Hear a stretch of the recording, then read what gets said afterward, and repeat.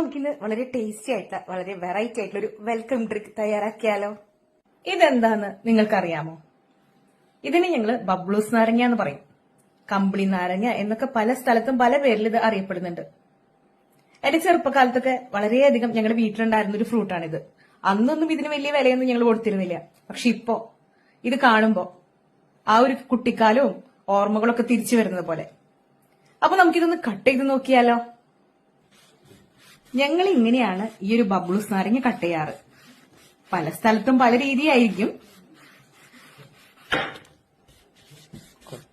രണ്ട് ഭാഗവും ഇതുപോലെ നമ്മൾ കട്ട് ചെയ്ത് കളയും.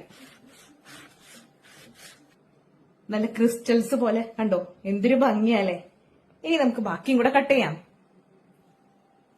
ഇനി ഇതുപോലെ ചുറ്റിലും വരച്ചിലിടും, അതായത് വരഞ്ഞു വെക്കും.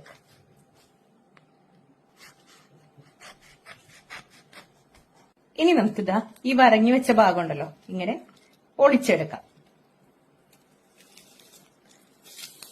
കണ്ടോ, തോല് ഇങ്ങനെ നമുക്ക് പെട്ടെന്ന് തന്നെ പൊളിച്ചെടുക്കാനായിട്ട് പറ്റും.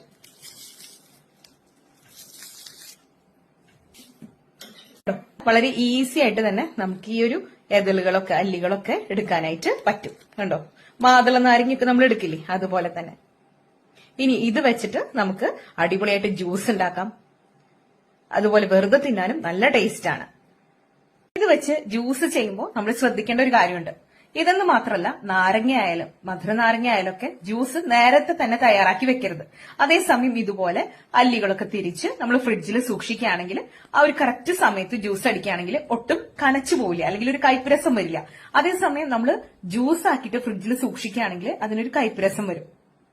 അപ്പൊ നമുക്കിത് വെച്ചൊരു ജ്യൂസ് ഉണ്ടാക്കിയാലോ? നമ്മളിവിടെ ബബ്ലൂസ് നാരങ്ങ പകുതി അല്ലികളൊക്കെ തിരിച്ചു വെച്ചിട്ടുണ്ട്. ഇതിൽ മിക്സിയുടെ ബൗളിലോട്ട് ഇട്ട് കൊടുക്കാം. ഇനി നമുക്ക് ഇതിലേക്ക് ആവശ്യമുള്ള പഞ്ചസാര ഇട്ട് കൊടുക്കാം. ഇനി പഞ്ചസാരയ്ക്ക് പകരം നിങ്ങൾക്ക് വേണമെങ്കിൽ തേനും യൂസ് ചെയ്യാവുന്നതാണ്. ഇനി ഇത് നല്ലതുപോലെ ഒന്ന് അടിച്ചെടുക്കാം. ഇതിൽ പ്രത്യേകിച്ച് വെള്ളം ചേർക്കേണ്ട ആവശ്യമില്ല. നമ്മുടെ ഈ ഒരു നാരങ്ങ ഫുൾ വെള്ളമാണ് കേട്ടോ. അതുകൊണ്ട് തന്നെ നമ്മൾ ഇതിൽ പ്രത്യേകിച്ച് ഇനി വെള്ളമൊന്നും ചേർക്കേണ്ട ആവശ്യമില്ല. ജ്യൂസ് ഇവിടെ റെഡി ആയിട്ടുണ്ട്. ഇനി നമുക്കിത് നല്ലതുപോലെ ഒന്ന് അരിച്ചെടുക്കണം. നമ്മുടെ ബബ്ലൂസിന്റെ ജ്യൂസ് ഇവിടെ റെഡി ആയിട്ടുണ്ട്. ഇനി ഇതൊരു സെർവിംഗ് ഗ്ലാസ്സിലോട്ട് ഒഴിച്ചു കൊടുക്കാം. നമ്മുടെ ജ്യൂസ് ഇവിടെ റെഡി ആയിട്ടുണ്ട്. ഇനി ഇതിലേക്ക് കുറച്ച് തേൻ ഒഴിച്ചു കൊടുക്കുന്നുണ്ട്. ഇതിന്റെ മുകളിലായിട്ട് കുറച്ച് തേൻ ഒഴിച്ചു കൊടുക്കാം. അതല്ലെങ്കിൽ കുറച്ച് ഷുഗർ പൗഡർ ഇട്ട് കൊടുക്കാം.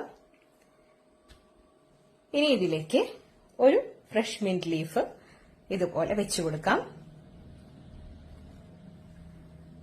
അങ്ങനെ നമ്മുടെ അടിപൊളിയായിട്ടുള്ള വെൽക്കം ഡ്രിങ്ക് അല്ലെങ്കിൽ ബബ്ലൂസ് നാരങ്ങ ജ്യൂസ് ഇവിടെ റെഡി ആയിട്ടുണ്ട്.